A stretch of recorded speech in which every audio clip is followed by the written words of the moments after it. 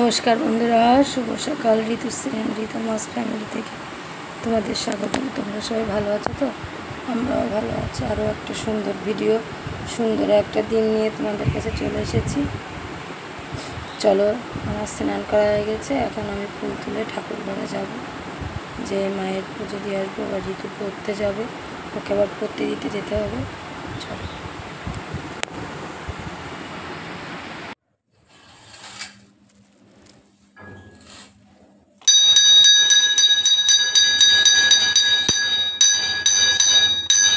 Good morning মা, good morning মা। গো রক্ষা করো।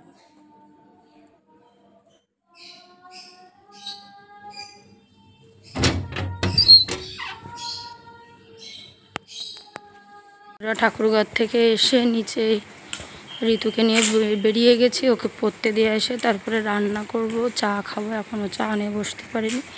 চলো, ওকে আগে পড়তে দিয়ে আসি। বন্ধুরা, ঋতুকে পড়তে দিয়ে চলে এসেছি। এসে ওদিকে রান্না বসিয়ে দিয়েছি আর আমি চা নিয়ে বসেছি। চায়ের সাথে লুচি হলেই আমার সকালের টিফিন আজকে কমপ্লিট। আজকে কিছু খেতে চাই, ভালো লাগছে না, মেয়েটার শরীর ভালো না। কালকে রাতেও জ্বর এসেছিল, দেখে এখন আর গায়ে জ্বর নেই। কালকে রাত্রে যখন 1টা বাজে তখন জ্বর এসছে, ওষুধ খাইয়ে দিচ্ছি, জল পটে দিচ্ছি, আবার কমে গেছে। এখন দেখছি গা ঠান্ডা আছে। আমার মেয়েটার জন্য একটা প্রে করো তোমরা, যেন ঠিক থাকে। আজকে আর বিকালবেলা একটা প্রোগ্রাম আছে। প্রোগ্রামটা মানে কি, কলাবাগান অটো স্ট্যান্ডে একটা নাচের প্রোগ্রাম আছে, ওর নাচের স্কুল থেকে।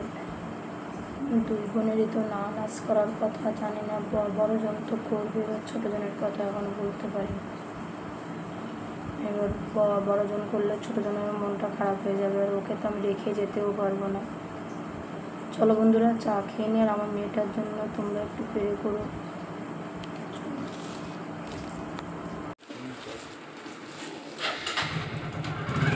সাবধানে যেও।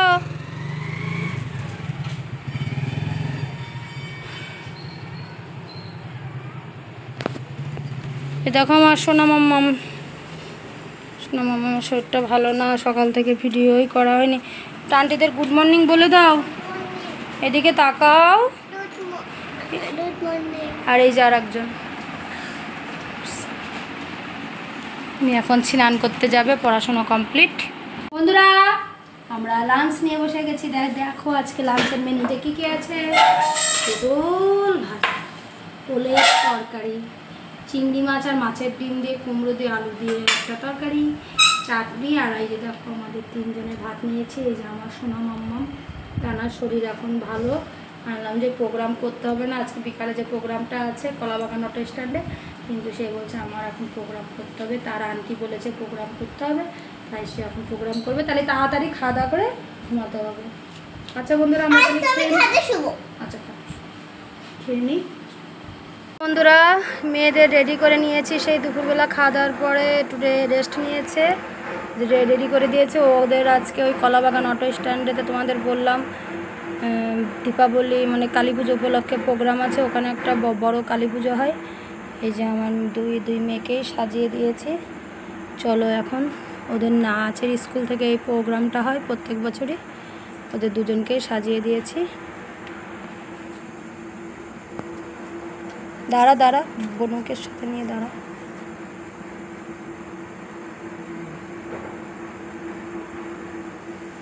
বন্ধুরা, চলে এসেছি প্রোগ্রামের এখানে। প্রোগ্রামে কি হয় না হয়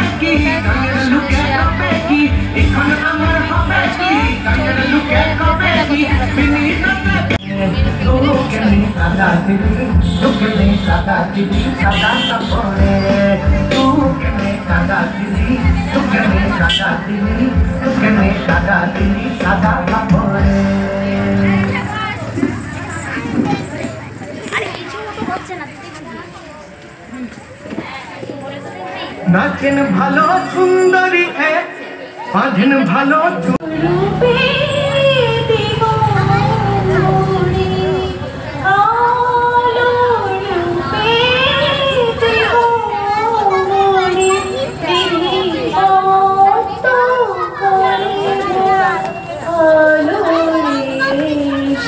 মা